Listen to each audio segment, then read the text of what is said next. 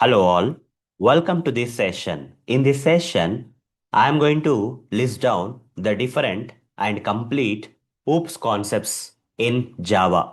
So let's get started. So what are the different OOPS concepts we have in Java? That is the complete OOPS concepts we have in Java. What are they? Let me list down them for you one by one. The first one is class. Class is the number one or first one OOPS concept.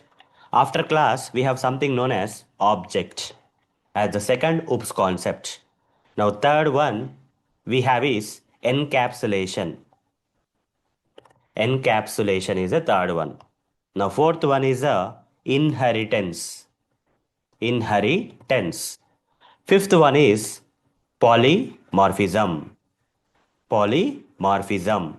And the last one and the sixth one is abstraction.